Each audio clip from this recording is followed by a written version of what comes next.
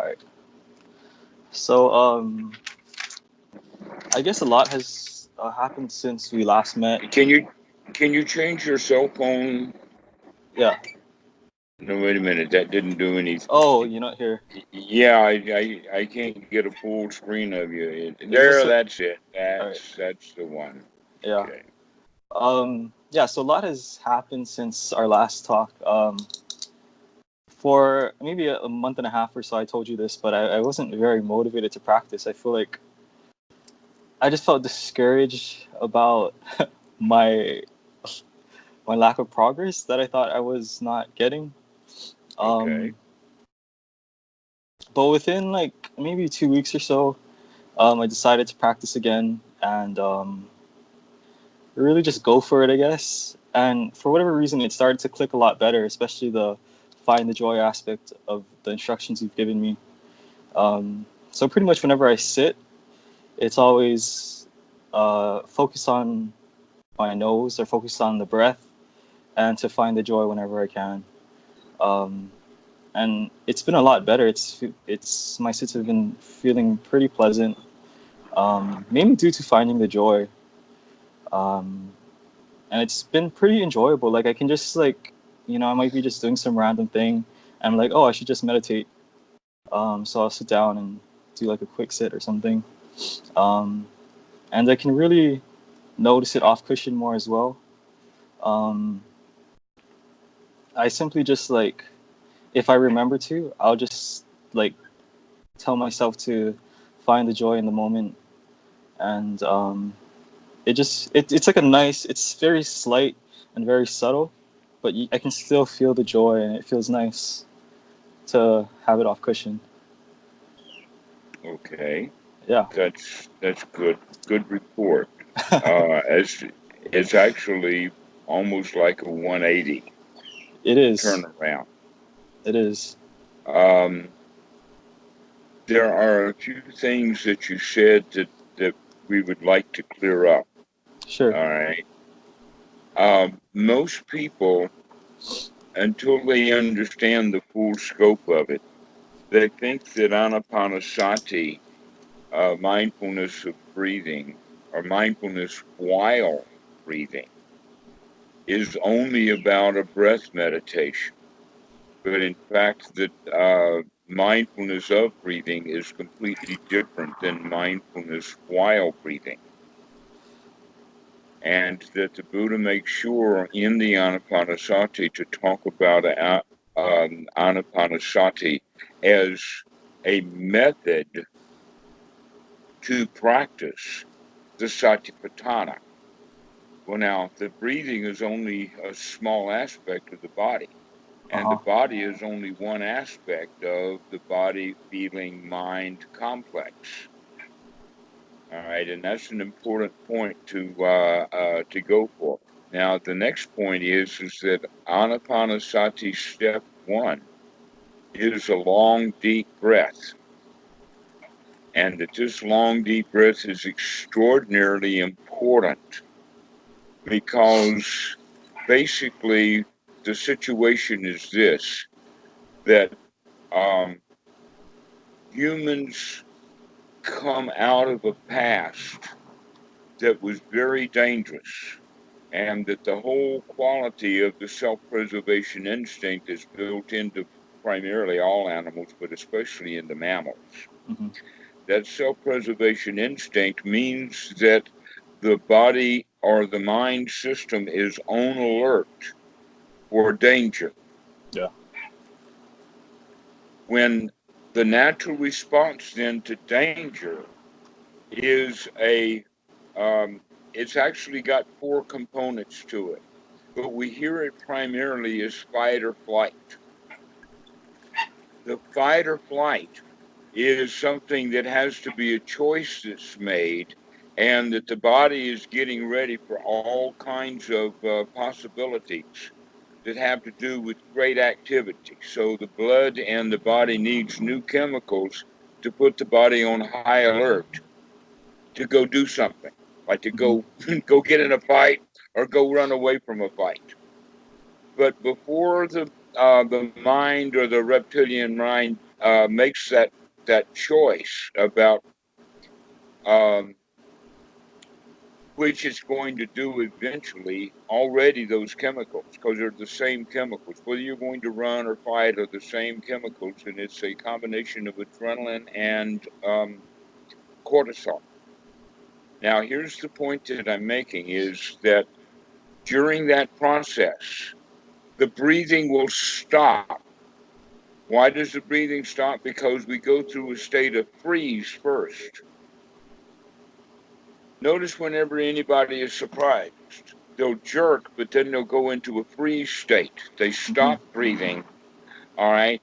So that kind of thing at a high level is actually all there quite often for people at a low level. And because it's so low, they don't actually bring it into conscious awareness. This is all done by the reptilian brain. And for that, and the brain, the reptilian brain, is that which monitors and does the breathing. And so meditators will say, oh, they get tired,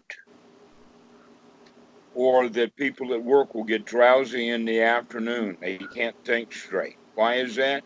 Because the body is not getting enough oxygen because of the posture, the way they're sitting, and other things like that. And so what happens with that is that the frontal cortex will kind of shut down so that the reptilian part that's going to keep you alive is going to get what oxygen there is to get.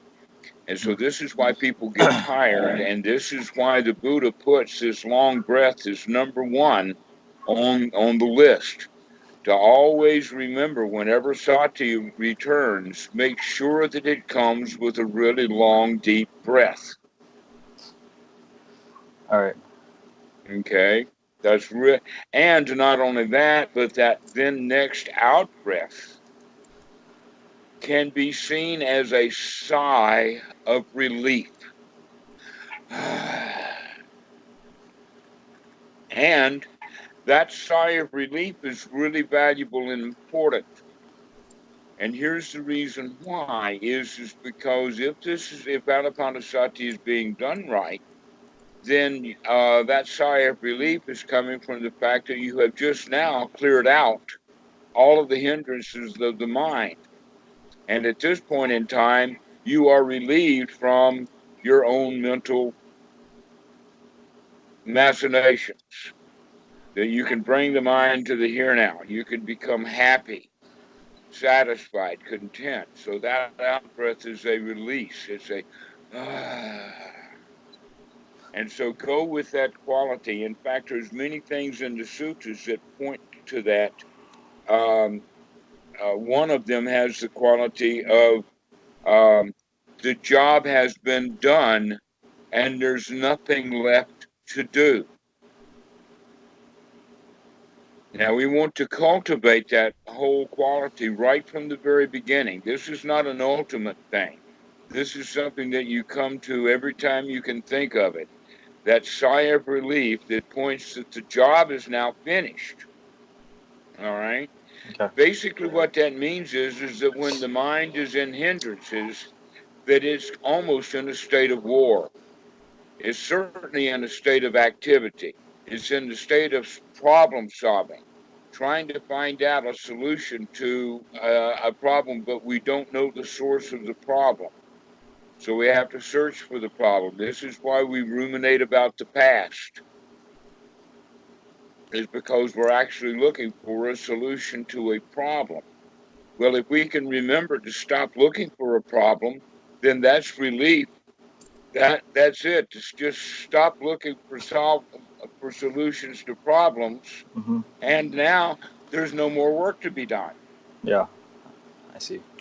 That's a major point. Think about it. Is that we give ourselves work to do. You're in the habit of problem solving. Almost the Western culture has put humans into being problem solving machines.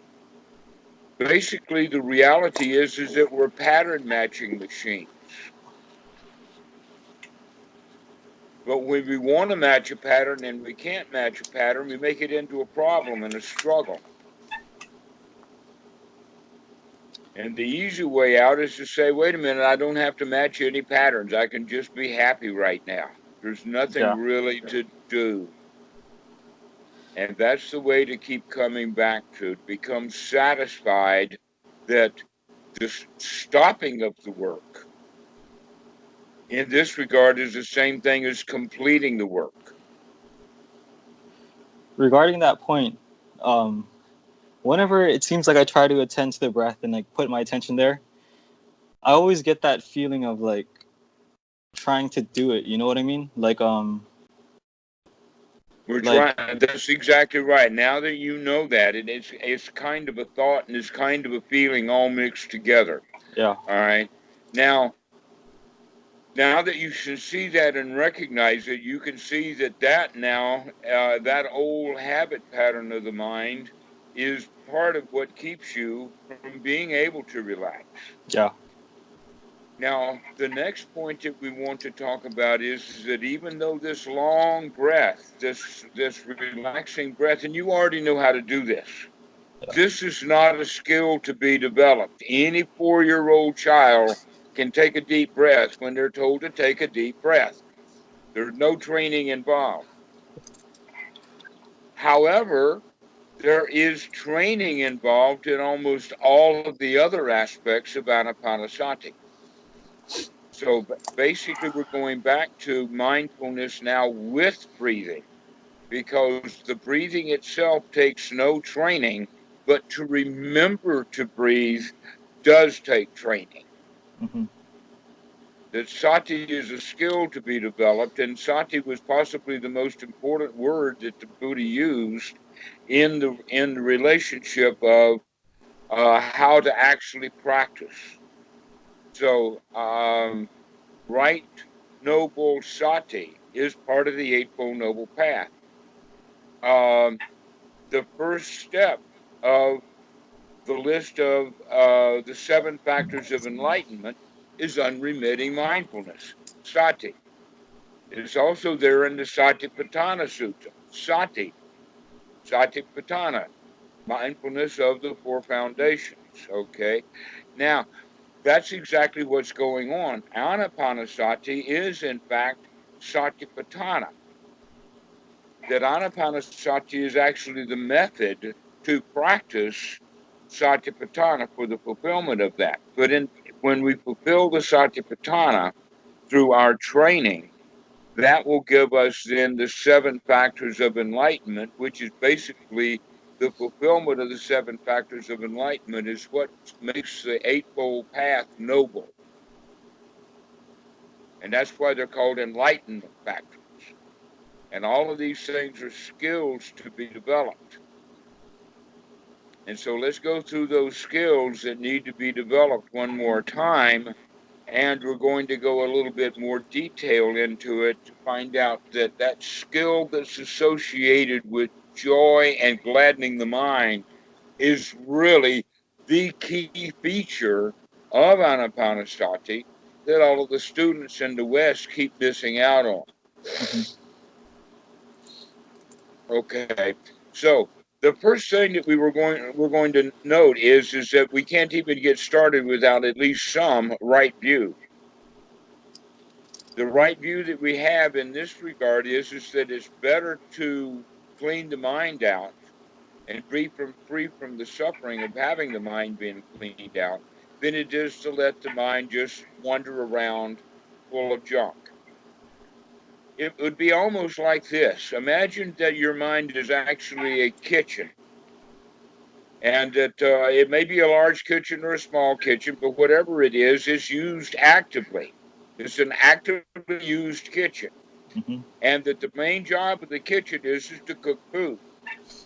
But one of the byproducts of all of that cooking food is a whole lot of trash. But this kitchen is not into trash taking out. This is a kitchen that only does cooking. Pretty soon the cooking's going to stop because there's no way to do any cooking because the whole place is full of trash. Yeah. That's what actually has happened to people's minds. We have to clean out that trash. And when we understand Anapanasati, most of what Anapanasati is all about, in fact, almost all of the teachings of the Buddha is all about taking out the trash. Now, all we have to do is make a very small change, subtle change in language from the word trash into the word dukkha. And we recognize all the trash is actually the residue that's left over from activities of the mind that wind up almost always and immediately become past. Is already old. That in fact, today's meal that was cooked that just creates today's trash. That's just in that pile with yesterday's trash. Mm-hmm. It's all just old. Now we're beginning to understand that actually then that right attitude, or excuse me, the right view is that it is actually better to go clean the kitchen. Yeah. That right now cooking food is no longer needed to be done. This kitchen right now is going to change its focus from cooking food into removing the garbage Okay. that's been built up over a long period of time. That's a good way to look at it. We have to learn to take out the trash, and the first thing that we need to do with that is to number one, recognize that that has to be done. That's right view. The second thing is to remember to do it, to remember occasionally to stop cooking long enough to take out some trash.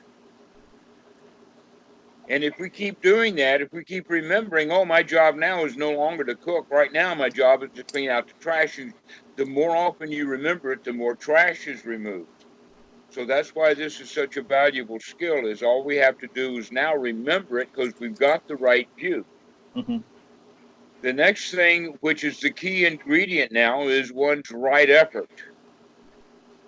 Because this is where the Westerners make a big mistake. They try to clean the kitchen with the same skills that they use to cook food.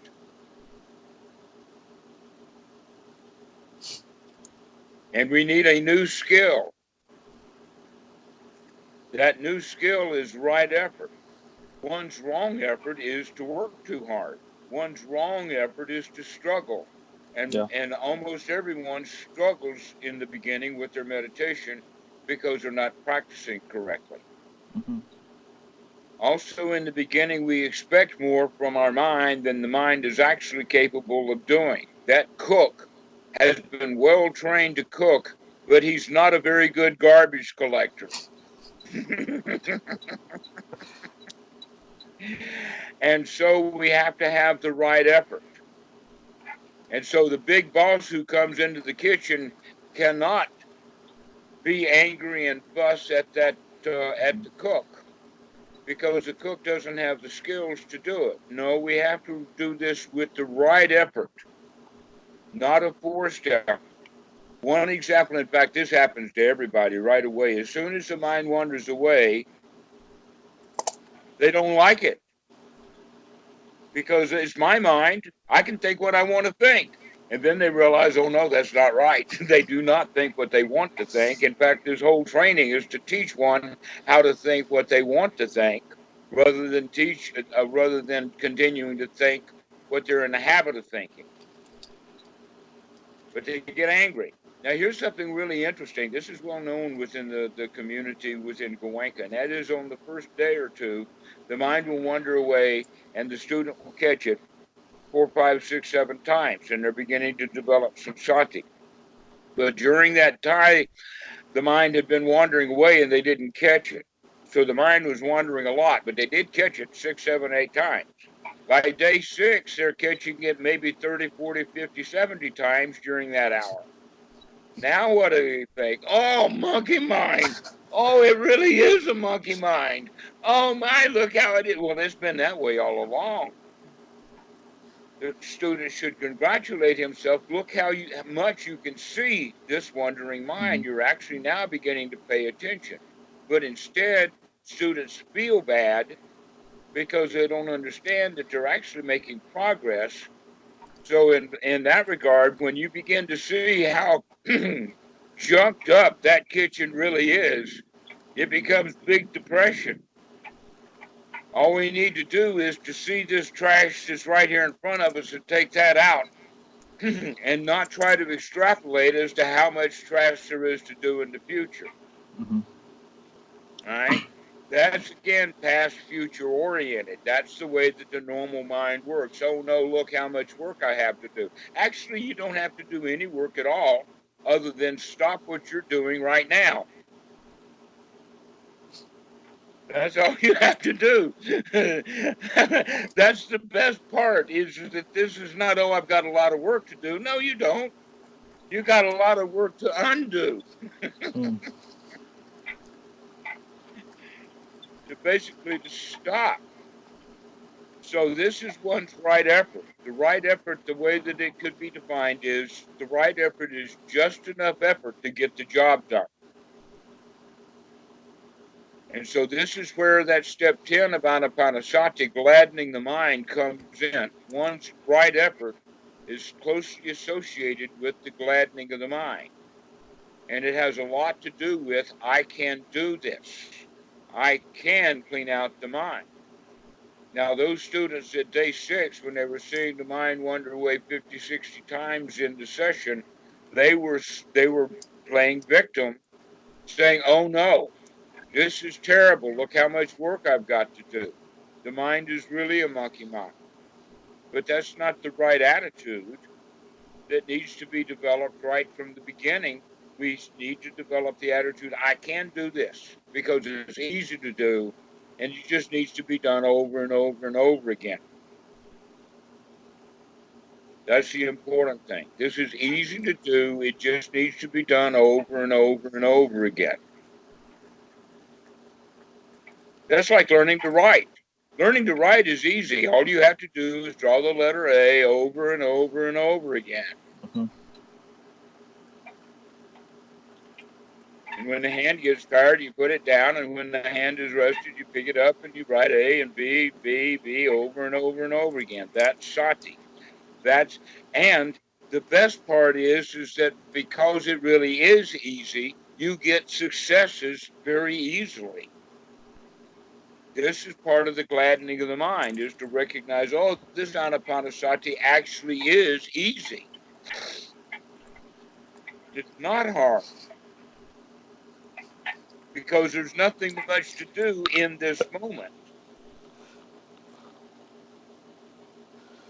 That's the joy of it. Isn't that amazing? There's not that much to do. It's just to stop what you are doing. Well, the habit will be that those thoughts will come right back again. If they do, we just start over again.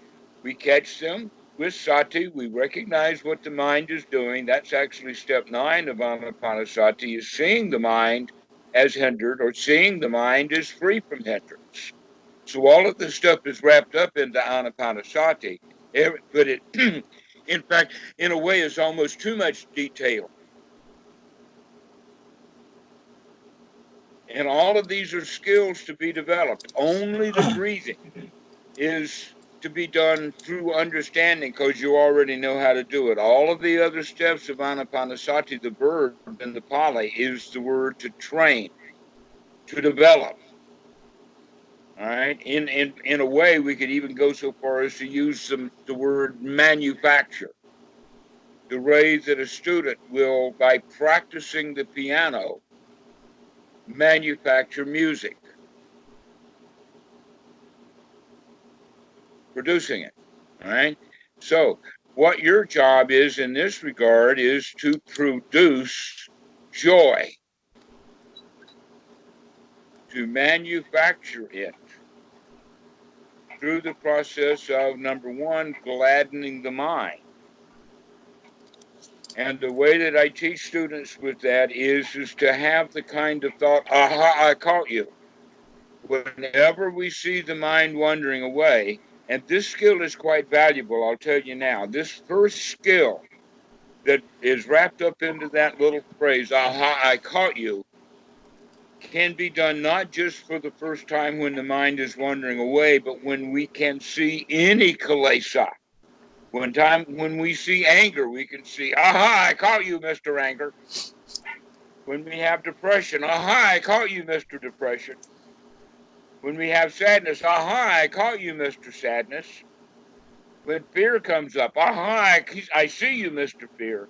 So we do this not just with thoughts, we do it with emotions and feelings, and then we go even further down to the really deep stuff, like, aha, I see you, Mr. Fear of Death, because that's the real fear, fear of dying.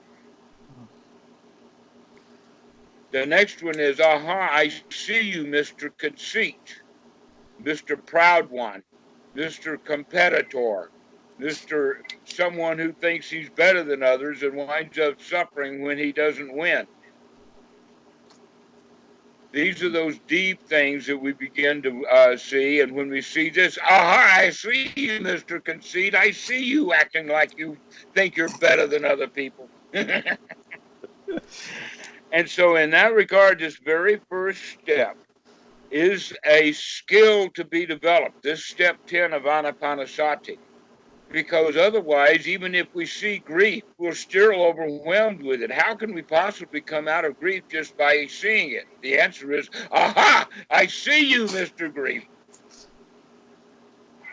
In that regard, we're changing the attitude, which is another aspect of the Eightfold Noble Path. We're changing it from being a victim into changing our attitude to become a lion, to become a winner. This win that we have is also a very good emotional feeling.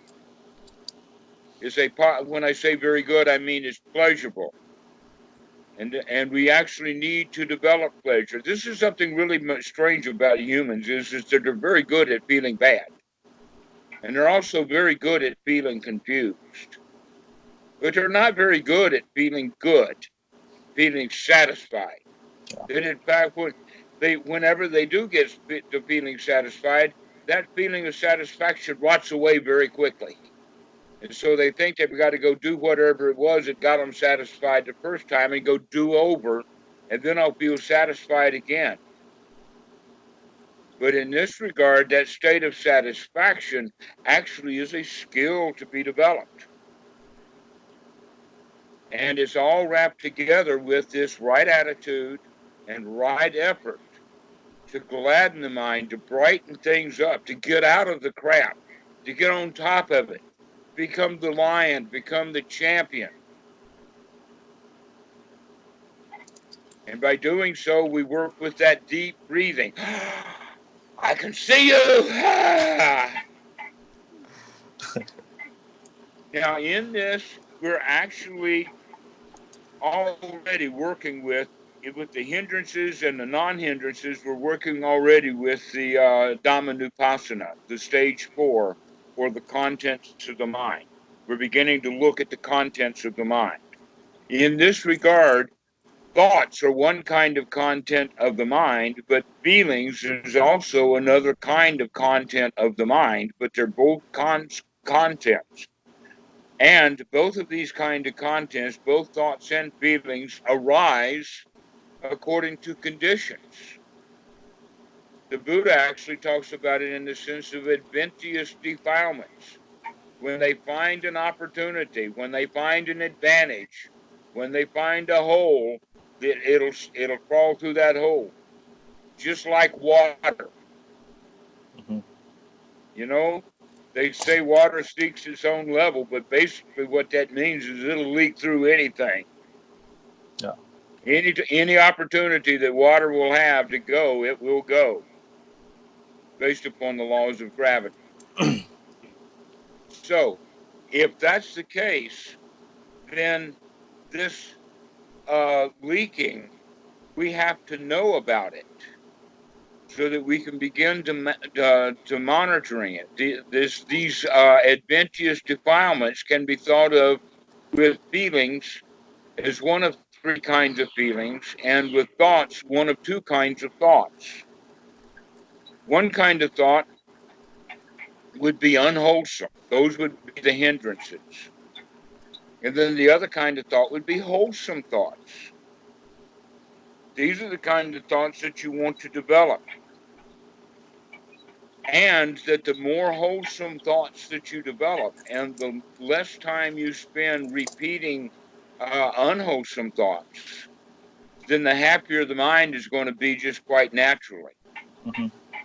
So this is part of what the job is to be on guard, to make sure that the mind does not allow any unwholesome thoughts and only allow wholesome thoughts. Well, what are unwholesome? We know are past, future, restlessness, worry, remorse, guilt, wanting things we don't have, having to put up with things we don't want to put up with, uh, uh, a foggy or doped up mind. These are the five hindrances.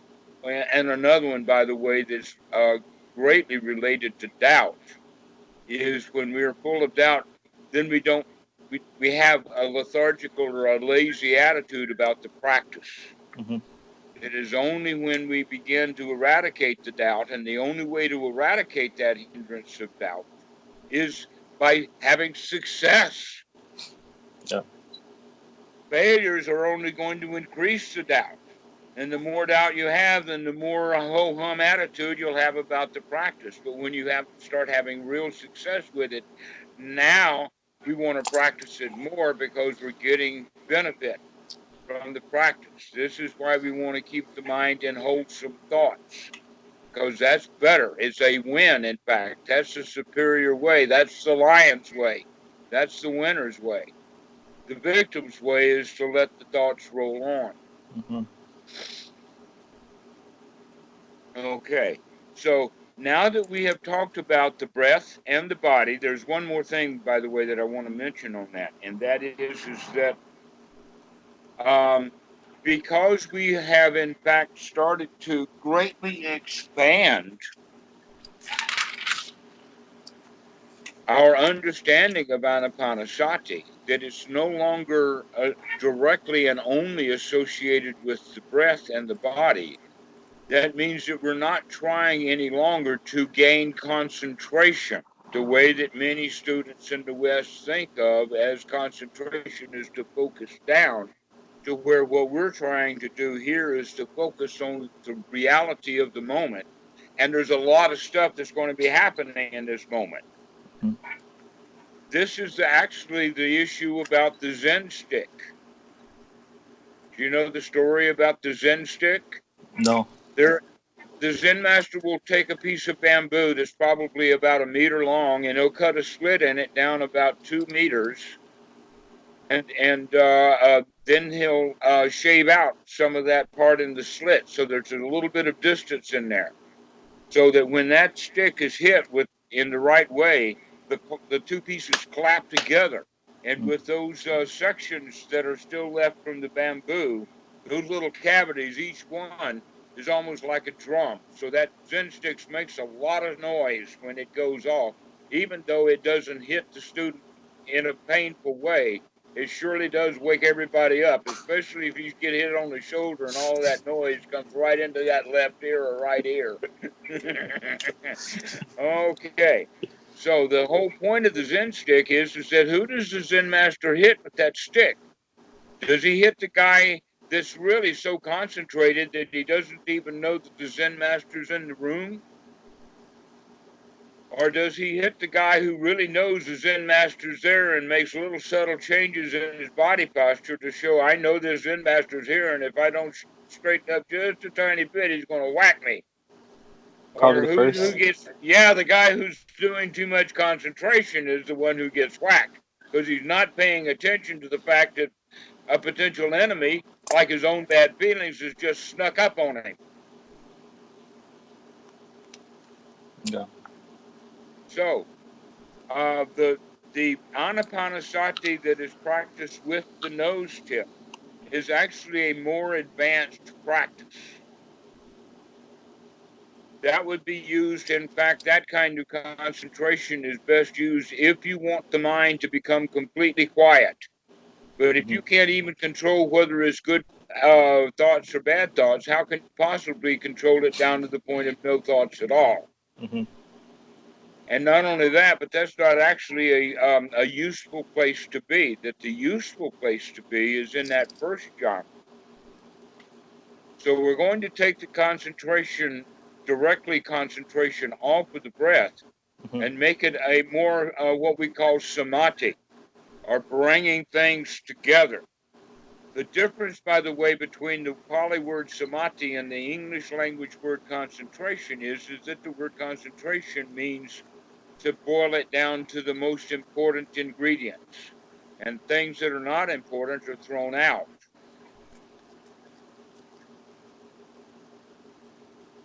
But samadhi doesn't mean that. By the way, I've got another call coming in. Can I link Robert in with our call? Sure, that's fine.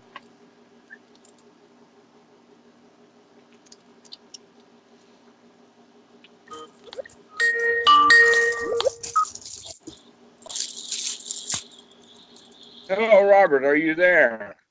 I am here. Can you hear me? Yes, I can. Shane is on the line. Hello. Hello, Shane. So we're talking about basic anapanasati, and you're welcome to listen in. I think I will. Okay. Just when you called, we were discussing the distinctions between the English language word concentration and the Pali term for samadhi, because Westerners think that that the job is to develop concentration, and that the concentration actually is kind of getting the essential ingredients there and throwing out the things that are unnecessary. An example of that would be frozen concentrated orange juice, or maybe even powdered orange juice, or even blood plasma. That's a concentrate. When they take all of the water out of it and ship the blood, then they re-water it and stick it in your arm. That's concentration. Samadhi is different than that in that it is gathering factors together. In that regard, it's almost exactly opposite to concentration. Because here, what we're going to gather together is, in fact, for working with the mind in a way that the mind is fit for work. And Bhikkhu Buddhadasa uses that phrase, a mind fit for work. But in the suttas, the Buddha actually refers to this as first jhana. And the first jhana has 5 factors to it. And these 5 factors have to be gathered together in the form of the samadhi that's available in the first jhana. This is where we now need to start looking deeper into anapanasati, because we haven't gotten 2 of the jhana factors. We haven't even mentioned them yet. Well, we played with one of them. All right. These 2 jhana factors that need to be developed, that are actually listed as items that need to be developed in the Anapanasati Sutta, step number 5 and step number 6, is what is the Pali word is piti, and is wrongly translated as the word rapture. The problem is that I don't even know an English language word that correctly translates to the word Pali word piti. So we got to play with it. Mm-hmm. So I can't hassle any of the translators for using the word rapture, but a better word, in fact, I think would be rupture. Rupture.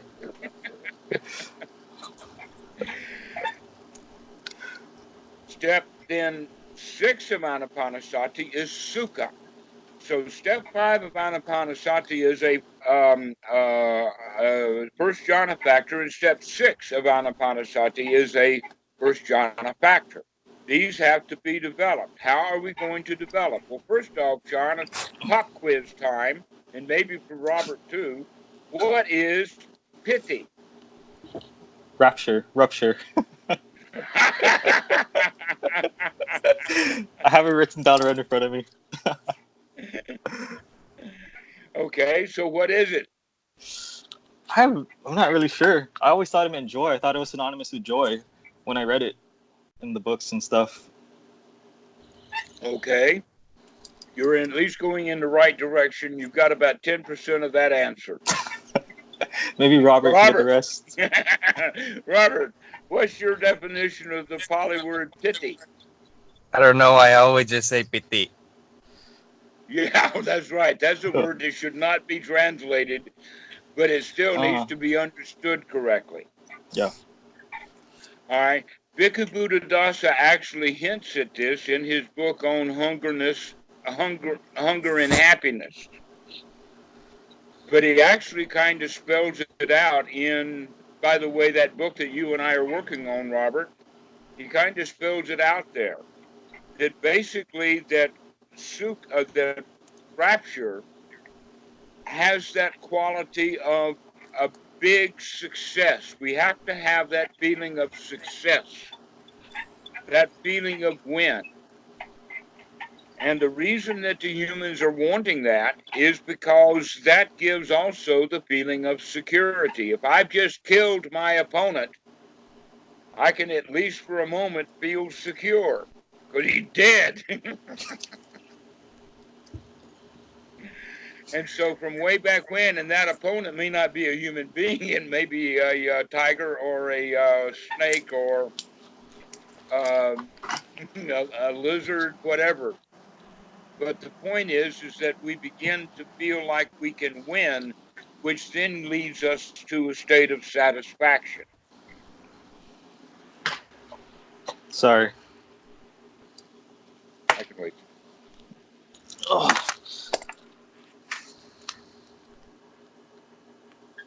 I had to let my dog in. She was scratching my door. All right. So humans are actually after this a lot. Many people want that kind of satisfaction from their job. People who do not get that kind of satisfaction of their job, they call it work. They call it a job to do. But people who actually expect to win in their job, here's the examples: entrepreneurs, sports people. An example would be, say, the guy who runs 100 meters in the Olympics. He wants that win. And he works hard to get ready for that race, to get into qualify and all of that. And then right at the end of the race, just as the race is over and he recognizes that he's going to win that race, that's when that feeling, that rapture occurs. That, I got it. You see that in sports. Look at those arms in the air. That's rapture. When I'm completely absorbed in the fact that I'm the champion, I've won. We need to start developing that as a skill to feel like that you're on top of the thing, that you can win, that you are in fact a lion. To give yourself great pleasure, that satisfaction, that very thing that the human beings are looking for. And when they get it, they think they got it from the winning of that race. Here's another example. The real estate lady.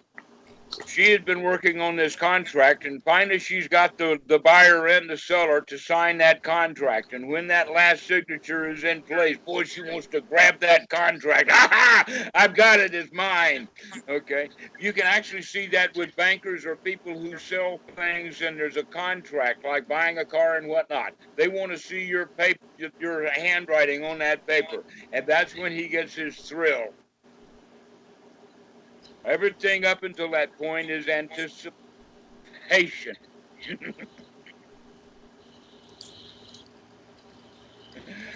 Anticipation is what people are doing in the actual lead up to this. Kind of hoping I'm going to win. I think I'm going to win, or I might going to win. Oh, this is really good. It's thrilling and all of that. But then the win happens. And that's what we're looking for, that satisfaction.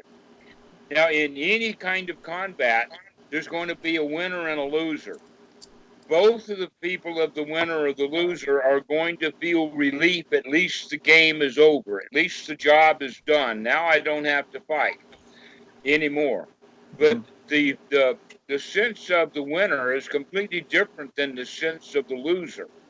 So I want to look at this part about the sense of the winner now having the satisfaction that the job is over.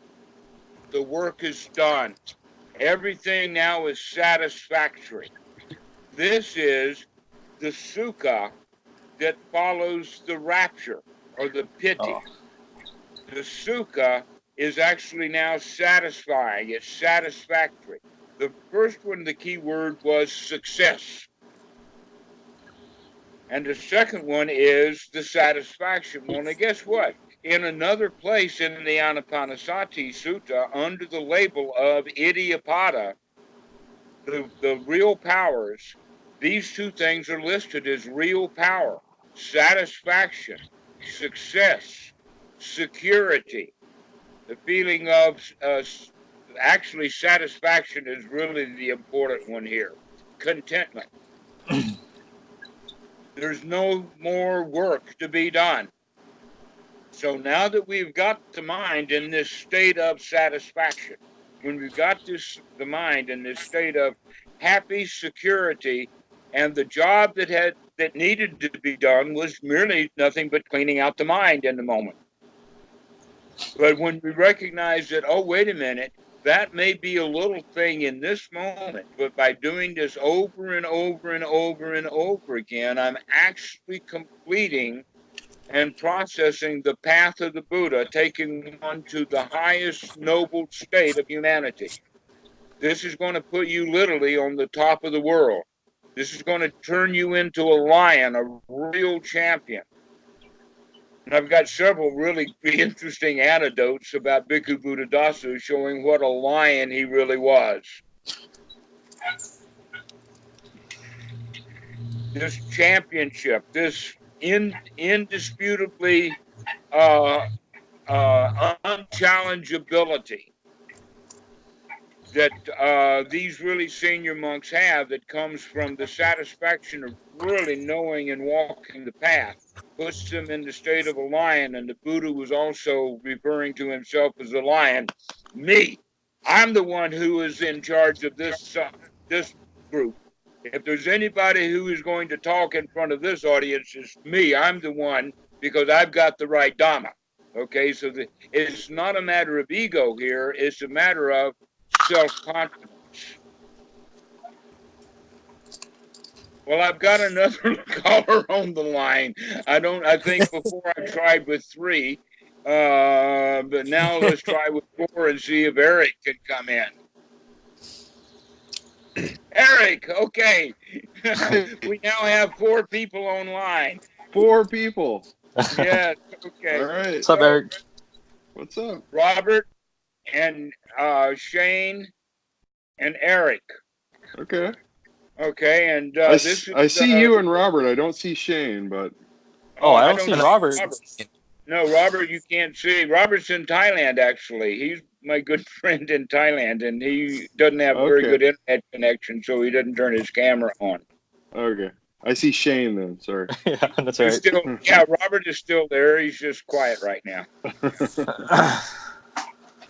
Only quiet because I can't get a word in edgewise while you're talking.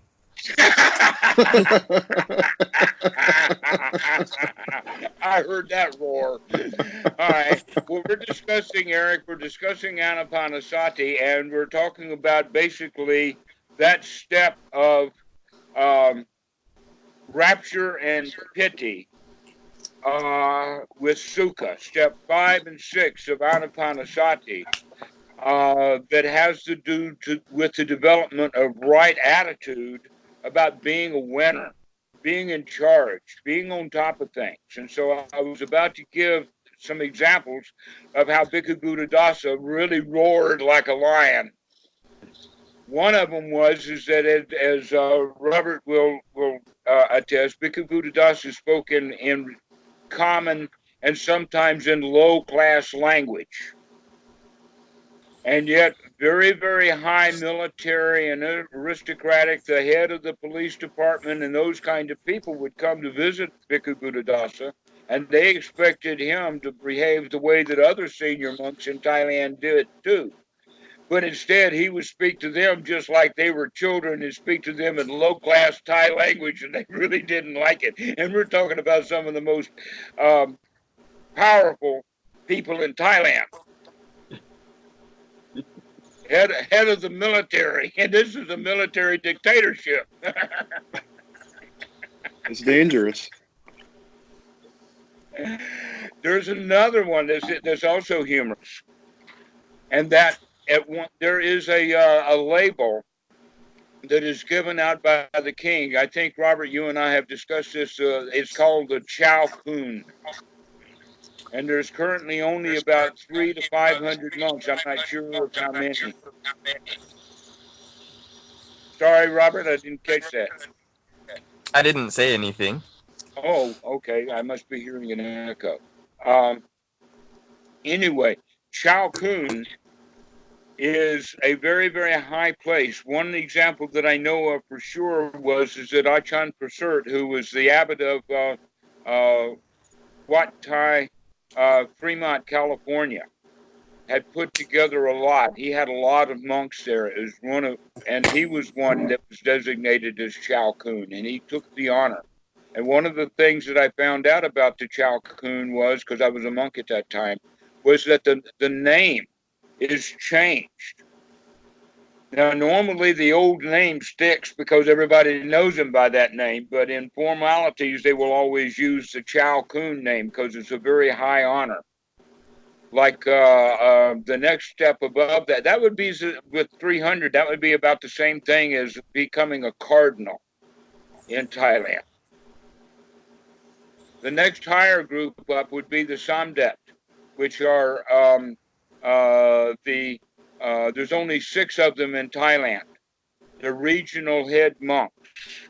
And then the Sangha is the number 1 head monk. He's up at Wat Bhawan.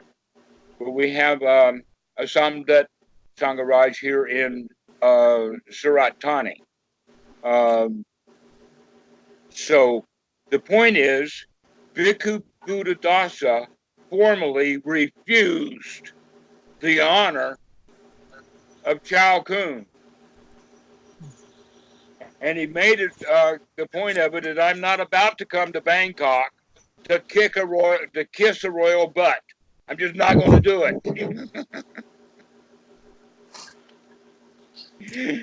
Now that takes some lion's testicles. But the biggest one of all, which really points things out, is that upon Bhikkhu Buddhadasa's imminent demise, back in May of 1993, the king, the same king that tried to anoint him as Chow Kun that he refused, volunteered to send his helicopter to Wat Suan Mok to pick up Buddhadasa to take him to the finest hospitals in Bangkok. Guess what Bhikkhu Buddhadasa said to the king that time, too? He says, no, I think I'll just die right here and now. I don't need your help.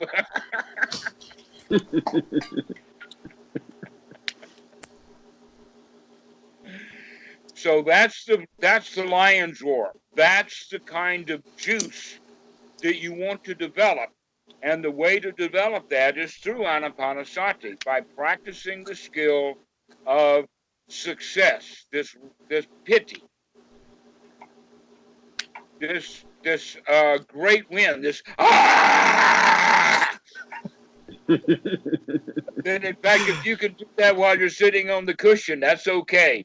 And in fact, that sound that I make, that's the only definition that I know of for the Pali word piti. There is no English language word that quite fits the bill, but this sound does. That's rapture. Oh, that's rapture. That sounds more like you stubbed your toe. But which toe did I just catch? And so that then will melt into Sukkha, which is the next step. Now that we have these jhana factors, what are the jhana factors that we're developing? Number 1, we have just thrown out the hindrances. Number 2, we have just gladdened the mind, bringing on rapture, and now that rapture settles into Sukkha. Now we have at least 3 of the jhana factors there. And this is the state that we want to maintain, this state of Sukkha, this state of satisfaction, this state of, oh, this is so nice. And in that state, this is where the mind is now fit for work. And the 2 points that the Buddha would use would be applied and sustained thought, which means now we can apply the mind to that which we want to apply it to and keep it there and not let the mind wander around. And so the easy way to get started is we're just going to make two of them. We're going to have that we're going to keep the mind divided between what is wholesome and what is not wholesome. Hindrances are not wholesome. If we go into the hindrances, that'll pull us out of our state of Sukkha. And we don't want to leave this state of Sukkha. We become satisfied with it. And so we put the mind on guard to only allow, let us say, wholesome thoughts into the mind. We become attentive to the things that are worth paying attention to. Well, now, what are the things that are worth paying attention to? Because we got a pretty good handle on the things that are not going to allow in the mind. Past, future, anxiety, worry, tension, wanting things we don't have, putting up with things we don't want, being drowsy, being bored, being doubtful, all of that kind of stuff. We can throw that out. Now, what are we going to put in the mind? We're going to put in the mind things that are worthwhile. One thing that we're going to put in the mind then is the four foundation of mindfulness and the anapanasati, and just lump them all together into the quality of be here now. What's happening right now? What's happening with the body? What's happening with the feelings? What's happening with the mind? So our awareness now is going to be moving around and not taking a hold of any object, because we're trying to catch whatever it is that might occur, as opposed to closing the mind down and stopping the thought. Now, there can be some advantage in doing that, and that is that if we're able to close down the thinking, then we can deal with feelings more directly. And that's where rapture really becomes strong in the second jhana, is when you've got nothing to do but just have all of this body sensation and all of these good feelings and kind of experience. That in fact, the analogy of the second jhana is a pond that is fed by an artesian well. Now, an artesian well is a well that bubbles up from the ground. It normally comes off the side of a mountain. And normally it comes out of one of those eaves on the inside of the mountain. And so it's kind of easy for it to be dammed up. So they were damming up artesian wells in the time of the Buddha. They do that in the U.S. also, and I did happen to live at one place where the landlord had one of these ponds, and everybody in that area, they loved that pond because they did have a dock, they did have swimming, they did have fishing and all that kind of stuff. But there was one area in that pond that we would know about, and that's where that artesian well was. And you swim down into it, and all of a sudden, the water changes temperature. The top of the water in the pond has a certain temperature, but in this area where that artesian well is, that it gets really ferocious with the whirl of the water, because that artesian well is really feeding stuff up, and is bubbling and burning and choiling and all of that. And you being a swimmer, this down in that, you can feel how much action there is on the body of that well upspring. It's just all over the place. It's quite a thrill to get into a pond that's got an artesian well, and that's the analogy that the Buddha uses for the second jhana. But we don't need that, because in fact we need to be able to control the mind during the day, not just stop it. It's not a good idea to run around in second jhana. It's very dangerous, in fact. Not watching what's going on and not being aware of dangers and things. So we need that conscious mind, that thinking mind, so that we can put things together. And what are we going to put together? We're going to put together what's happening right now. And we're going to do it in relationship primarily with the Four Noble Truths. We're beginning now to look at Dhamma in the present moment, as opposed to just listening about a Dhamma talk or reading Dhamma out of a book or conceptualizing Dhamma. This is the time when we're in that first jhana to apply the mind to the present moment in relationship to the Four Noble Truths. In regard to this, with wise attention, he sees this is suffering.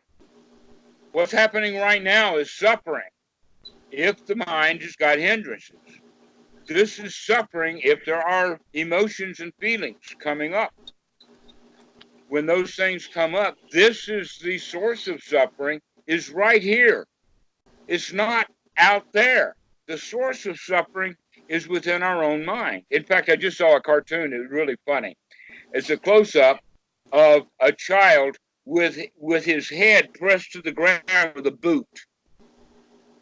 And this is what they call before spiritual awakening. And then after it, it's a drawback to see that that boot is actually on his head because he's got his hand in that boot, holding it there. Just like I am now. You can imagine a boot around the hand. All right? That is the source of suffering. And awakening to the fact that we're doing our own thing, we're causing our own suffering because we do not clean out the garbage. We don't clean out the garbage. We let it be there. This is suffering. Now, there's another one which a lot of people miss in the West in the process of meditation, is the experience of and the direct noting and the direct seeing and experience of and awareness of the experience of. This is the third noble truth. This is freedom from suffering. You need to start playing with, am I free from suffering right now? And you can say, yeah, baby, I'm free right now. Ooh, what boundless joy. Freedom from suffering. Oh, boundless joy to find at last there is no happiness out there in the world. There is happiness within the mind. That's the third noble truth. And we're already practicing the fourth noble truth, or we wouldn't have gotten into this state in the first place. We have to be practicing sati. We have to be practicing right effort. We have to be practicing right view, and we have to gain that right attitude. Without that right attitude, we won't even get into first jhana. Got to be an attitude of success, an attitude that we can do this. So this is the point of joy. It's not a little joy. The little joy we can find fairly easily. We're wanting to actually develop the joy that we can find. That you've got a seed of joy, we need an orchard.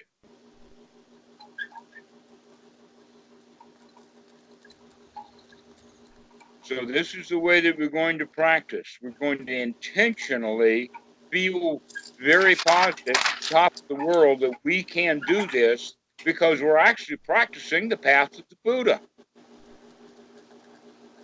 This is the best thing there is. When we use the word noble, I think that that's an appropriate word, but it's not adequate.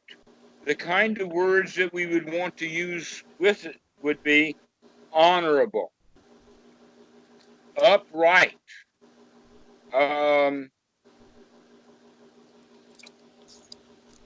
free from conflicts of interest, that the mind becomes unified, that we become whole, we know what we're doing, that we're not, how to say, wishy-washy. Even if there are things, and there's a lot of stuff, in fact, becoming a lion does not mean that you become a know-it-all. In fact, we give up wanting to be a know-it-all. There's a lot of stuff we'll never know. That in fact, the whole point of one's right view is to continue to investigate rather than coming to the conclusion, I know. So this attitude of the lion, the attitude of the winner, is also an attitude of investigation rather than, let us say, coming to conclusions or thinking that we know things. And this is especially true when we start dealing with the really deep stuff like conceit, because in fact, most of the people compete with each other in the outside world. This is no longer a competition, though it's unfortunately that Western Buddhism seems to have become a competition. Whose Dhamma is better?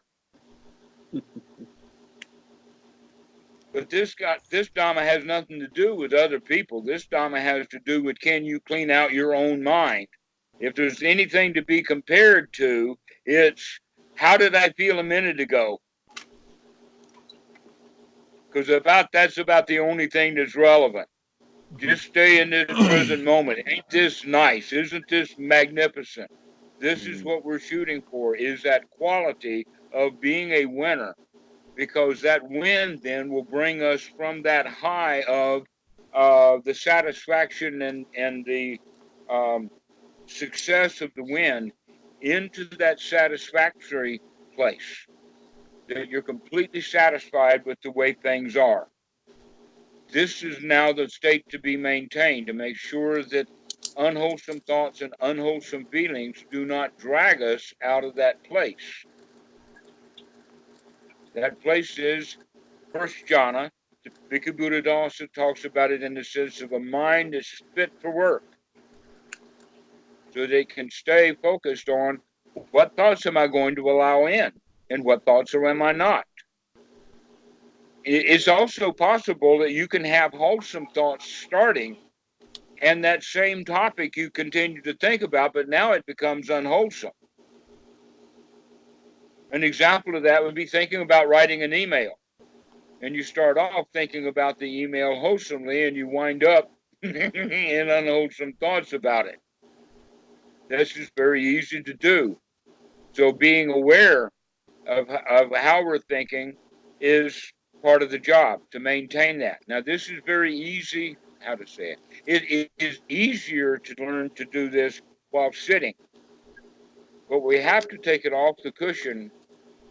And so there's a lot of things that we can do to take it off the cushion by using tricks or triggers or anchors. That would be an example of that is, oh, every time I talk to Billy, I feel bad. Okay, well, when you see Billy coming, then you say, okay, I'm on alert. Billy's coming. When Billy comes, I normally feel bad, so I'm going to be on guard for when Billy comes, and I'm not going to feel bad. Or another occasion would be whenever I talk to my boss, I get really tense and uptight. Okay, well, whenever you see the boss coming, be on alert for all of that tension and uptightness. Anxiety while driving was one that I would have. So long as I sit at home, no anxiety. I go get in that truck, and all of a sudden, I'm a mad racer. Why? Because that's the habit I did. I mean, one of the things that I really loved about Thailand is I can drive any way I want to, and the cops are not ever going to do anything about it. Especially late at night in Bangkok, when you have big, long thoroughfares with no traffic.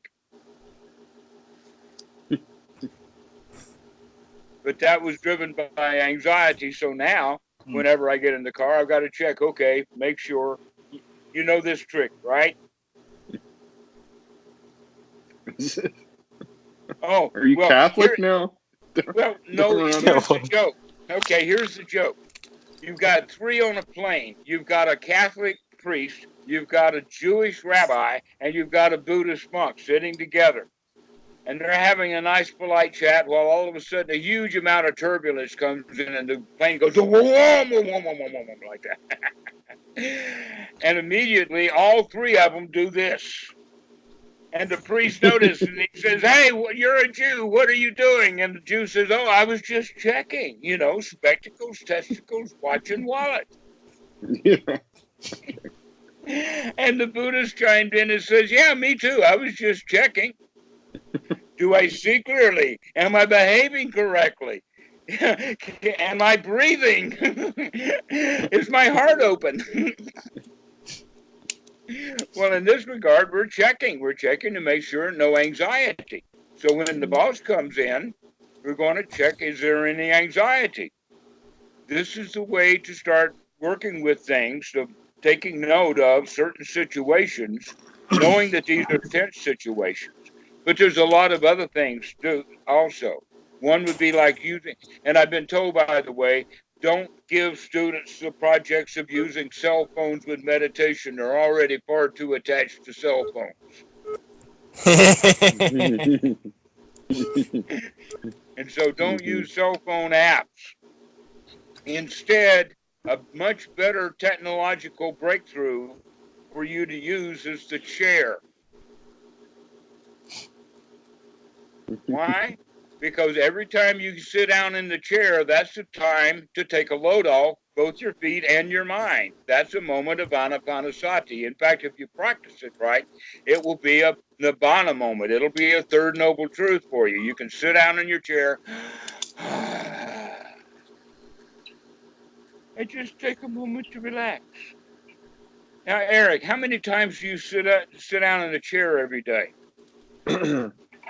Oh, 30, 40, something like that. All right, well, that's 30 or 40 opportunities to have a little nibbana moment. That's 30 or 40 moments to be a real lion, to be a real champion, to take a deep breath and just sit down and relax for a moment. Enjoy your meditation. Take a deep breath and have a deep out-breath sigh every time you sit down. This will help develop that skill of sati, to have sati, and more sati. And so now you're going to start practicing 30, 40 times a day. Every time you sit down, you're going to have a little nibbana moment. Take a load off.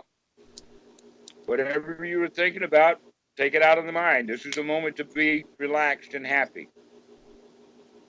But then there's another opportunity for this. This chair, we're not finished with that chair. I mean, it's quite a technological marvel. It's got other uses too. What is the other uses? Well, if you sit down in the chair, then there's the other opportunity is to get up out of the chair. How many times? How many times do you get out of the chair every day? At least 30 or 40. Somehow they kind of match up, don't they? It really is hard to sit out in the chair twice without getting up in between. So the new one then, with this getting up out of the chair, normally when people get out of a chair, they get up out of the chair to go do something. They go immediately from the sitting posture to a walking posture without doing in the intermediate posture of standing. Think about it. Almost every time you get out of the chair, if it's a swivel chair, you swivel the chair around and off you go. The very first step out of the chair is not a standing step, it's a walking step. So we're going to make a change now. We're going to actually interrupt things so that you become mindful. This is a trick, to become mindful every time you get out of a chair, to merely stand up and stop for 1, 2, or 3 seconds before you start to move. Now, when I'm giving you this, you'll say, okay, I'll do it. And then you start getting out of the chair and walking and thinking, wait a minute, I didn't do it. All right. It'll take about a week to get used to doing this. Don't feel bad because you forget.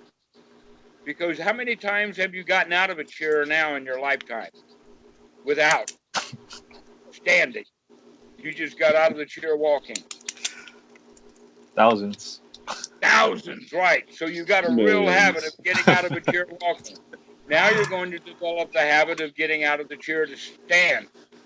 And there's a reason for doing this. That standing moment is a time to reflect upon, what do I want? What are my intentions? Basically, what we're looking at now is from Vedana to Tanha. That Tanha is that thirst, that wanting. What is it that you want that is so strong and so powerful that it actually gets you up off your ass? Why do you get up out of that chair? That's the question you're going to ask when you get up and you stand. You're saying, why am I doing this? There will come a time when sometimes you'll get up, you'll reflect, and you'll just sit back down. Well, I don't have to do that at all.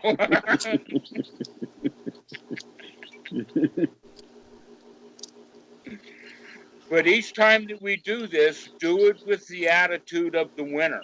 Do this with the attitude of a lion. Do this with the attitude of success. We can do this.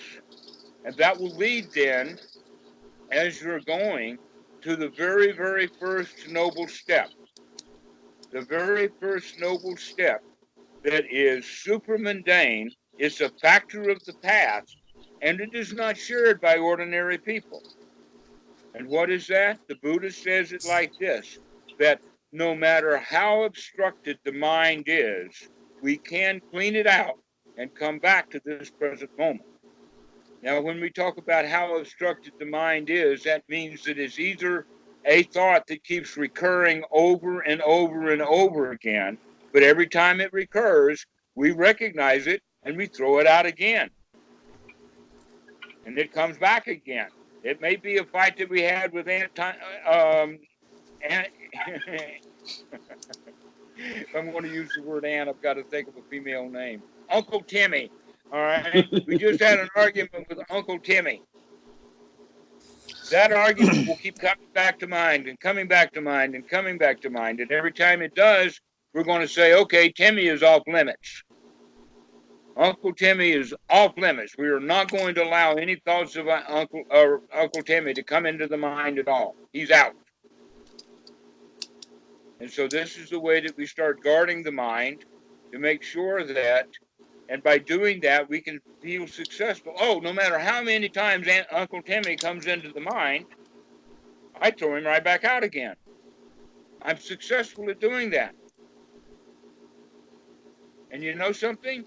When actual Timmy comes up, you'll probably be greeting him a whole lot better than if you've been dwelling for the past few days over how angry you were over that conversation. Because you let it rot. You'll let it go away every time Timmy comes up. Sorry, Uncle Timmy, out. Not allowed. I'm the champion here. I'm the one who's in charge of this kitchen. That piece of trash is out. That kind of thinking out. So this is the way that we work with the mind in that state of Sukkha that was developed, that the Buddha calls first jhana, because we got the jhana factor. What are they? Number one, freedom from the hindrances. Number two, the rapture and the pleasure that comes, the Sukkha and the Piti and the Sukkha that comes from the seclusion of getting rid of the hindrances. Getting rid of them. They're out. We're free from them. And we know that we can do that over and over and over again. This is the first step of enlightenment. This is the first step of Sotapanna, is that winner's attitude. Surprisingly enough, the very first thing that happens is a change of attitude. I can do this. That's one of the reasons why I ask the students the first question, how's your practice? Because they're going to give me that key information. And I really like it when the students say, ooh, this is so good. But that doesn't happen very often. Many times they say, oh, it's going okay. In that regard, you don't listen to the words, you got to listen to the sound of the tone of voice, and you got to look at the face. So that's what you want to do. So you can start asking yourself that question too. In fact, that's actually an enlightenment factor, is that investigation. How am I doing? How's my practice right now? Am I satisfied with my meditation? Well, of course we are. That's what we've been practicing for.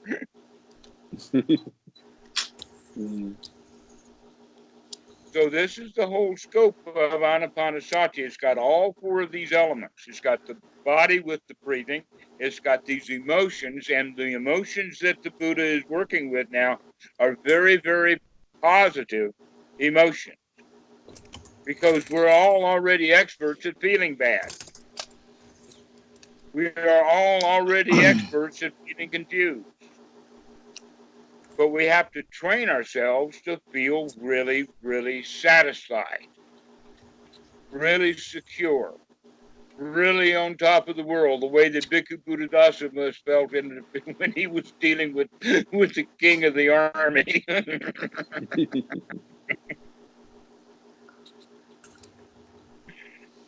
That's what we mean by the lion's roar, and that is to be developed. Because it's going to take a while. It's not going to come immediately. But if you do have that change of attitude that I can do this, no matter how obstructed the mind becomes, I can clean it out. No matter how angry I get, I can stop that anger. I can take a deep breath. I can shut my mouth. I can sit down and enjoy the moment. And when I feel better, I can then talk to the guy that I got angry at without anger. So it's all about mindfulness, this sati, to keep remembering and keep remembering and keep remembering, because in the ordinary world, you're not going to be in that first jhana. You can gain that first jhana while you're sitting on the cushion. And that's where you really start maintaining that I'm not going to allow any bad feelings. I'm not going to allow any bad thoughts coming in. I'm going to maintain this state of sukha, this state of pleasure, this state of happiness, this state of this first jhana that has the mind focused on keeping crap out of the mind.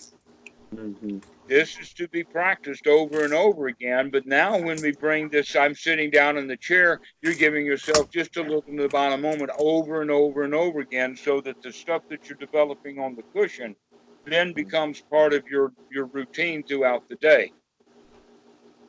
And pretty soon you can sit down in that relaxed state and go right into first jhana. Yeah. Maybe you're not in first jhana, but you're practicing sati all through the day. No, you can go right into first jhana, but it takes a skill. It'll take you maybe a year or two. Do this practice of whenever you sit down, you just go into the best state that you can, and pretty soon that best state will be absolute first jhana. Wow. So I got a question. Yes. So we're now, you said we're moving beyond the breath and awareness just moves around. So when we do the on cushion sitting practice, it's all about just cultivating the wholesomeness, the positive feelings, the piti and the sukha, and being like aware of the negative states and pushing them out. Yes. Okay. And we want to use that with the breath. Mindfulness with breathing. So when you're developing rapture, you do it with the deep breath. When you're developing sukha, you can almost think about that's the out breath. So the rapture is that big, full, deep in breath, and then the sukha. All right. So we use the breath with that. All right. So Anapanasati now is a complete practice. It's all over the place. It's all over the body. It's all over the feelings, and it's all over the mind. And so that means that we don't have any particular thing to concentrate on, but we are still in a kind of a concentration in that we're concentrating on everything, but nothing in particular. It seems like though, so where does noting? It seems like noting. This is in fact noting. Let me show you where that comes in. Let me tell you how that. There's actually several layers of noting. The first thing we have to understand is the word noting in English may not be the right translation of whatever the Burmese word was. But let's look at it like this, that noting has at least two qualities that can be seen in the qualities of a witness. There is the witness who is actually seeing the accident or the event or the murder, and then the witness, maybe the same guy later, is on the stand telling a story. So there's a witness that tells a story, and there's a witness who sees it. The noting then can be either of these two kinds. We can begin to tell ourselves a story about what's happening right now. That would be keeping the mind in a wholesome state by telling the story about what's happening right now. This is suffering. All right. Now, in the beginning of the meditation with the Mahasi method of noting, they do start with rising and falling. Yeah, that's step one of Anapanasati. Rising, falling, touching, and sitting. Well, touching and sitting is actually step 3 of Anapanasati. It's all very beginning stuff. But later we want to note the things that are happening in the moment. But very quickly after that, we begin to start noting how what's happening in this present moment fits directly into the Four Noble Truths. Is this suffering or is this freedom from suffering? Is this causing suffering? What is about that? That's the whole point of the noting. Now, here's some advantages about noting. Many students will say, oh, I can watch the breath, but the mind just rumbles on and kind of in the background, they say. No, it's not in the background. If it were in the background, you wouldn't know it. It's right up there with what you're doing. So, in fact, the mind is wandering on while you're still paying attention to the breath. Basically, what it is wandering, paying attention, wandering, paying attention, wandering, paying attention. And that was just the in breath. And now on the out breath, it's wandering, paying attention, wandering, paying attention, wandering, paying attention. And so we think that they're both happening at the same time, where in fact, it's not. It's just moving back and forth. So what we want to do then with what they call the background noise is to make it do the noting in a beginner's way. So I note in breath, and I say in breath, and I note out breath, and I can say out breath. But later I can start saying, this is rapture. This is Sukkha. Ah, this is nice. That's in fact noting. When you hear me note a lot, I see you. Well, that's noting. This is nice. That's noting. Now we can go a little deeper with that kind of noting in the sense of the talking and just leaving it there as we're watching the mind. We can begin to see more and more. You see, when we're noting or when we're telling a story, it's hard to see. We see and we tell a story, and we see and we tell a story. Sometimes we can see and see and see and then tell a story. And eventually we get to the point of the noting is all the seeing, all the witnessing, and none of the storytelling, or very little of the storytelling. So the noting kind of, let us say, subsides simply because the noting that we're doing is too much work. Yeah. So today I started to note and for whatever reason I've hit a brick wall with it where all I'm doing is rising, falling. I'm not noting anything else, because I'm just with the rising, falling. So then I just dropped the notes and paid full attention to the breath. And man, I ran through the jhanas. It felt like it seems like the noting where I haven't been in the jhanas, I've been kind of knocking myself out because I'm talking to myself constantly. Because when I drop them, it seems like I had developed this skill to get there quicker, or Absolutely, exactly. Yeah, So yeah. the strong noting is a very introductory skill to be developed. Okay, it's like if you're climbing the stairs from the ground floor to the second floor, That first step is absolutely essential. If you do not take that first step, you cannot climb the stairs. However, if you stay on that first step, you still can't climb the stairs. You got to move from this one to that one to that one like that. It's a progression.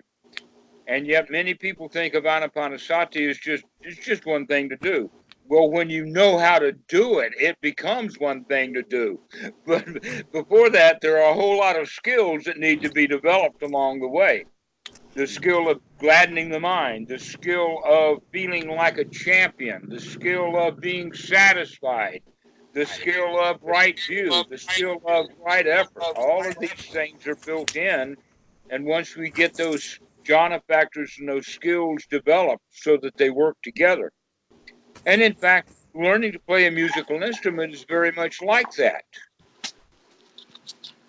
That you got to learn chords, you got to learn scales, you got to learn to read music, you got to learn to listen. There's a whole lot of stuff. You got to learn timing.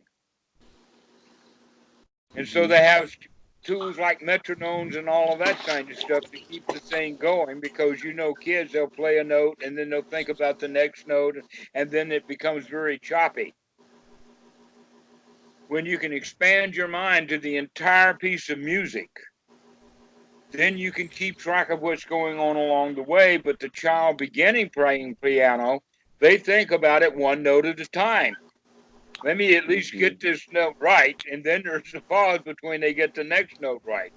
So that there's many skills that have to go into learning how to play the piano. So it is also true with Anapanasati. There are quite a number of skills to be developed. Actually, if you think about it, 14 in all. Because deep breathing is not a skill to be developed. You already know how to do that. And so the verb in the Anapanasati Sutta is understand, to where with experiencing the whole body, that's a skill to be developed. We have to develop the skill of being able to feel the whole body, because normally we don't pay attention to the body at all. And that's a very easy thing to begin to do. So we work with the body in the beginning. Then we begin to work more and more with the mind, so that we begin to control the thoughts. First, we control the breathing. Then we control the posture. Then we become to actually control the thoughts. Later, we become to control the feelings. And then eventually, we get to control the really deep stuff. The really deep stuff like fear of death, conceit, competition, anxiety. The really heavy-duty things. So we go like this. We do first the body, then we do the mind, then we do the feelings, and then we do the yucky stuff. Now, you can begin to do the yucky stuff right from the very beginning, because it's going to come up right from the very beginning, too, if you can see it. The question is, are you there for it? Can you see it when anxiety comes up? A lot of students begin to see anxiety pretty quickly in their practice. Okay, well, if you can see the anxiety, now's the time to do something about it. Breathe into it. Become satisfied with your anxiety. Get to notice it. Can you move it around? Is it in the body? All of that kind of stuff. So you begin to investigate it. This you can do with any of the things, but in all cases, you start with that, aha, I got you. Aha, I can see you. We start with that attitude of, I'm the boss here, not the reptilian brain anymore. The reptilian brain has been in charge far too long, giving us all of this worry, all of this unhappiness, all of this fear, based upon trying to preserve something that's not in danger. Literally, why should people be in danger, feel in danger? These guys right here on this screen, why do you feel fear? When's the last time that you were actually threatened? Practically every time I get on the road. But you're in Thailand.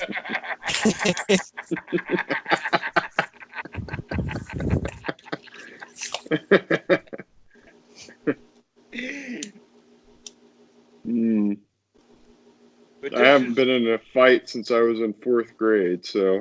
not, but how many times have you felt the same fear that you felt when you were in that fight? Every time I get on an airplane, I get anxiety. But I've dealt with that. I think I've dealt with my flight anxiety. I still get it though, but well, that's you how can we feel have to it do though. You can locate it in your body, and it. Absolutely. and separate it Mhm. from the suffering that it's causing. You Not can only separate. that, but if you know what you're looking for, you can see it in other people too. Mm-hmm. Yeah, psychologists know how to look for that kind of stuff. But this client never learns how to look for it within himself. I started doing it when I'm looking people in the eyes, and I can see them getting uncomfortable and having to look away, and I know that feeling, and I can pay attention to it now, and that's interesting. Another one is shoulder movements, when people do like this, or when they do like this, closing down as opposed to open. There's a lot of body movements that give us away to people who are really observing. So now we need to start observing our own bodily movements so that we can begin to see, wait a minute, the body is actually the voice of the feelings. The anxiety will register in the body. It registers in the neck. It registers in the chest. We feel like we close down. When we close down because of the anxiety, now we're not going to breathe well. And so we're just going to make the whole thing worse. But if we can recognize that anxiety, we say, I see you, Mr. Anxiety. Let me show you what I'm going to do about you. And already it begins to feel a little better. Let me take another deep breath. Wait a minute, where'd you go? I thought there was anxiety. So yes, this stuff can be dealt with by watching it, by looking at it, by noticing it. And so this is Anapanasati. It's a complete package. There's one talk that I had with a psychologist, and after I gave them talk, I thought that he'd never call again, but he actually is calling back again, so I didn't embarrass him too bad. But he was a psychologist, and what I pointed out to him, that the teachings of the Buddha are complete. If one practices everything correctly and according to the teachings of the Buddha, there is no psychological problem that he will have left that can be addressed by psychology. Now think about that. There is nothing that psychology can do that the Buddha already doesn't have strongly wired. And the most important quality of that is sati. Because so many psychologists teach their clients, and the clients know what needs to be done, they just don't remember when they need to remember. So like for you, going to the airport, that's saying, okay, anxiety, 10 seconds ahead. Or walking up I to get the anxious about the anxiety. Driving to the airport. Exactly. So that's the time to become aware of it, is knowing that stuff is coming. These are these anchors. That's the same thing as the anchor of the chair that I was giving you. You can use that anchor with doors. Every time you open a door, why are you opening this door? Where am I going? What do I want? By practicing this is why the fourth kind of karma is so radical that it's impossible for students to understand. The Buddha had 4 kinds of karma. The first 2 kinds are the kind that everybody knows about. Good action gives good results, bad action gives bad results. Oh ho hum, because not all karma is either good or bad. Quite often there's mixed karma with mixed motives that give mixed results. An example of that is the flag goes out, the penalty flag goes thrown on the field of whatever sport. And half this crowd goes raging with anger because of that flag going up. And the other half of the crowd goes raging in tear that they love that call. All right. Now, was that call a good call or a bad call? It depends upon who you ask. That's why Subjective. almost all action is actually mixed. Is because who's going to choose whether it's a good action or whether it's a bad action. In that regard, who chooses who gets harmed? The victim. The one who experiences getting hurt is the one who chooses what is harmful.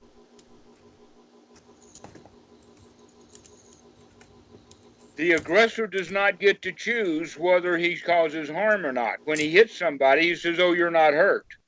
That's not his call. The guy who got hit is the one who can call whether he's hurt or not. So don't hit any victims because they really like to hurt.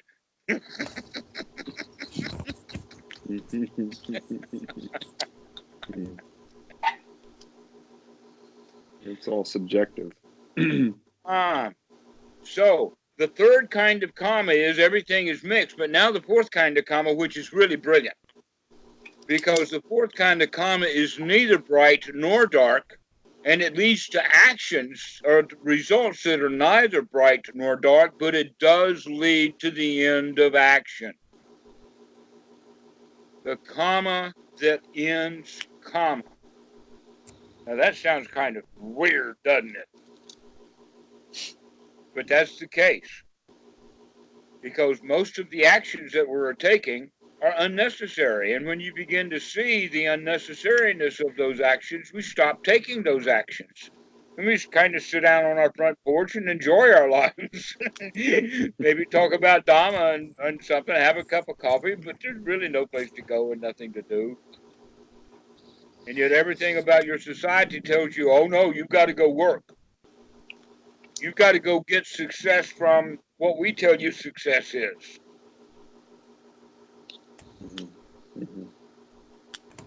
The problem with society is that there's nobody running it and everybody suffers from it. In fact, the people who suffer worse from the society wound up running the society. The big wealthy people, why are they so wealthy? Is because their greed is so strong. Why is their greed so strong? Because they want that win. They want to feel good, which means they really do feel miserable inside. And so the society is not anyone's friend. It's not the friend of the wealthy. It's not a friend of the poor.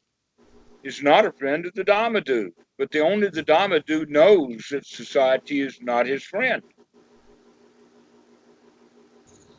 And so this, in fact, is the second fetter. The first fetter is personality view, to drop that there's any permanent self that is subject to any laws of karma. That if all karma is a mixed bag anyway, then who knows what's going to happen in the future. It's just really so complex. A good example of that is they've got huge computers in Huntsville, Alabama. Has one of the largest data centers in the world and is operated by the government Weather Bureau. And they still, with all of those computers, cannot predict the weather. They're getting better at it. They could do maybe 5 days. Well, if a supercomputer with that kind of personnel and all of that dedicated to it can't do a simple thing like weather, how are you going to try to figure out how to run your own life in the future? And yet everybody's been told to do that and nobody can. So that creates an enormous amount of tension. But the Buddha's method is, don't worry about the future. The question is, can you manage yourself right now? Because if you've got the skills to manage yourself right now, you'll probably have use for those same skills to manage yourself in the future. So you don't have to worry about the future. With that, we begin to stop acting a lot because a lot of the actions we take is in preparation for the future. Well, if we're not preparing for the future anymore, there's nothing much to do anymore. So the Buddha's karma is the kind of karma that leads to the end of karma. The action we take is the action that leads to the end of taking action. Sit down and enjoy your life. You've already succeeded. All you need to do is to feel like you've succeeded and that's all there is to it. In that regard, the teaching of the Buddha is just so dead simple. It is, in fact, so simple that nobody would believe that it would work if you just lay it out. In the simplest terms possible, it's unbelievable. So you guys have to go through all of these various steps of anapanasati to get all of these skills necessary so that you can do nothing happily.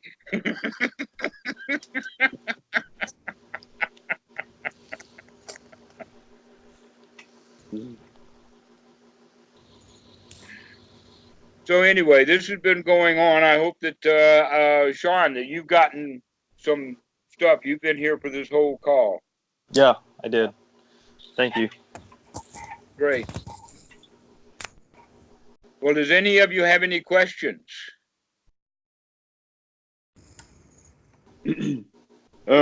So I've been doing noting for a while, and then I feel like a lot of progress that I made in noting. I was noting throughout the day, and I was getting all of this momentum going, okay, which led to this, peak experience. And so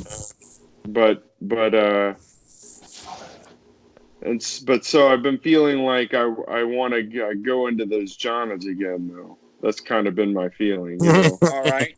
I know the first jhana is very nice, very satisfying.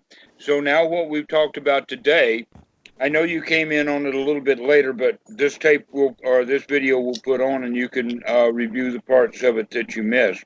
Because we had an entire section talking about cleaning the kitchen, and I like that analogy, but you weren't here for it. Anyway, here's the point.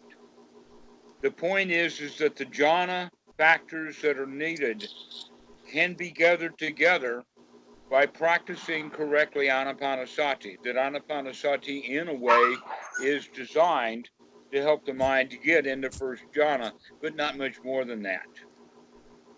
But it's designed to get one into first jhana in the most useful way possible.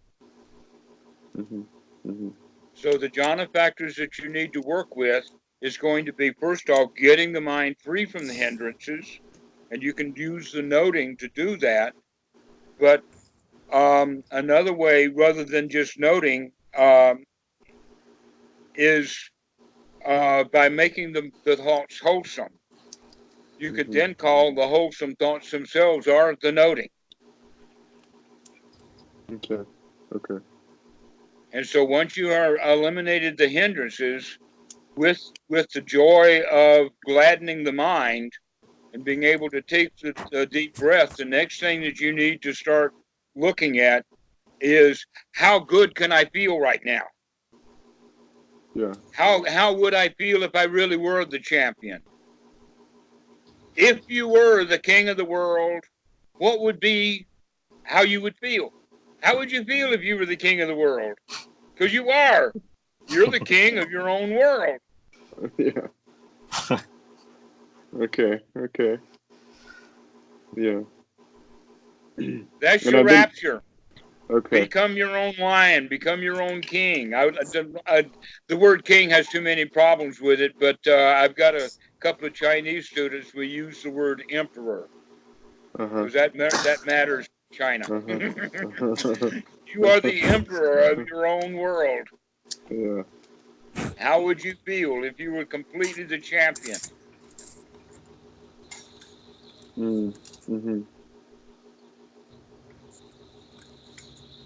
You'd be generous. You'd be kind. You'd be happy. You'd be magnanimous. You'd be the very top of humanity. That's what the teaching of the Buddha is designed to take you. So in do you think noting, yes, go ahead.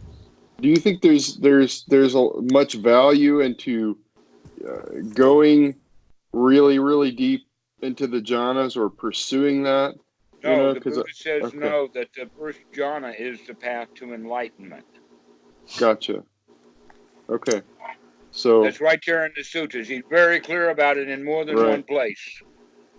Or they feel nice. I just don't know where to go with them or how to use them. So it's like, Well, how do you just to maintain that? I mean, once you get into a state of really nice feelings, the only thing you need to do now is just maintain that state.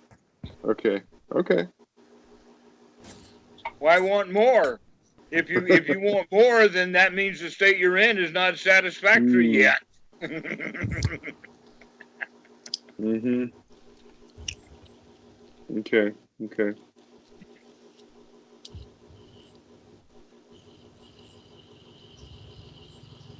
All right, Robert, you got anything to say before we end this call?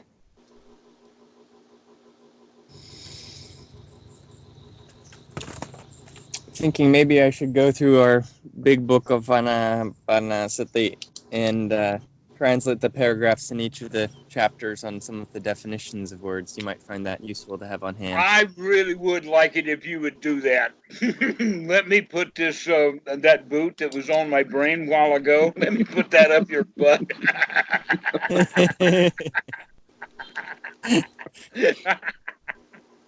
I would really love it if you'd do that. If you've got time. Yeah, that's always the hard part.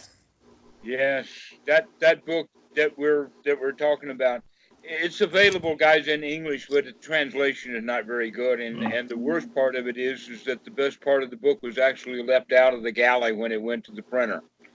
And so, thanks with both the direction of Achan Po and Achan Dhammavitu, and working with the head dude at the Wat Suan Mok at Bangkok, the big BIA. They're the ones who were working with this too. So whether you guys know it or not, Robert's kind of a superstar. We just want him to come out on stage.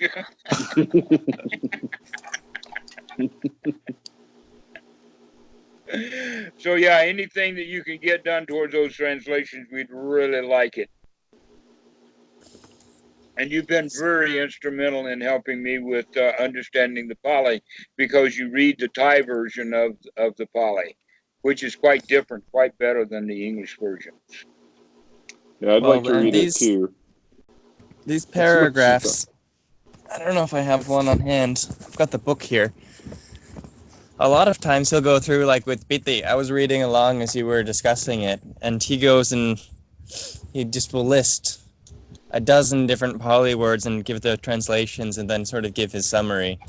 Like his summary for Piti is the feeling of contentment you get after having accomplished what you set out to do, or for having received the highest thing that you could get, which is something you should have in every one of the steps, right? You should just, even if it's just having the satisfaction of having noticed the in-breath, that's enough.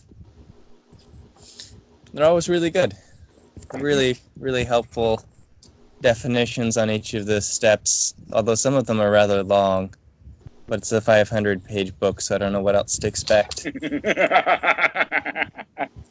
Thank you, Robert, for chiming in on that. That was really excellent. That yes, what I'm teaching here fits directly with Anapanasati and the Sutta, and it also fits directly with Bhikkhu Buddhadasa's descriptions, or at least close enough to make this a very useful practice that I'm giving you. And it's got that history. This is not something I'm making up. I couldn't have. I'm not smart enough.